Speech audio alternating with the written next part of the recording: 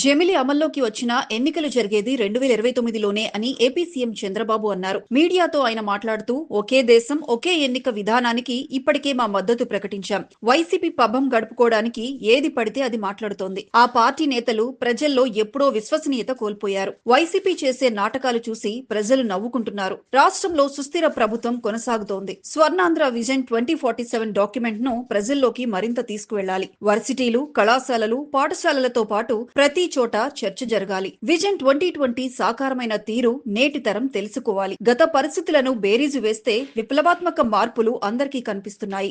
2047లోనూ ఇదే పునరావృతం అవుతుంది. స్వర్ణాంధ్ర విజన్ 2047 డాక్యుమెంట్ ఒకరోజు పెట్టి వదిలేసేది కాదు. భవిష్యత్తు తరాల బాగు కోసం చేసే ప్రయత్నంలో అందరి భాగస్వామ్యం కావాలి. రేపటి తరం భవిష్యత్తు కోసమే విజన్ 2047 సాగునీటి సంఘాలు, సహకార, ఇతరత్ర ఎన్నికలు షెడ్యూల్ ప్రకారమే జరుగుతాయి. ఈసారి కలెక్టర్ల సదస్సులో ఎన్నో మార్పులు తీసుకొస్తాం. సుదీర్ఘ సమీక్షలకు తావివ్వకుండా ప్రశ్నలు, సమాధానాల రూపంలో నిర్వహిస్తాం. ముందుగానే కలెక్టర్లు, ఎస్పీలకు చర్చా అంశాలు పంపి సమాధానాలు కోరతాం. దీంతో సమయం సద్వినియోగం కావడంతో పాటు మంత్రులు, అధికారుల మధ్య సమన్వయం పెరుగుతుంది. ఆసుపత్రిలో చేరిన భాజపా అగ్రనేత ఎల్కే అద్వానీ త్వరగా కోలుకోవాలని ఆకాంక్షిస్తున్నా. అద్వానీతో నాకు దశాబ్దాలుగా అనుబంధం ఉంది. ఆనాడు ఏపీ అభివృద్ధిలో ఆయన సహకారం మరువలేనిది అని చంద్రబాబు తెలిపారు.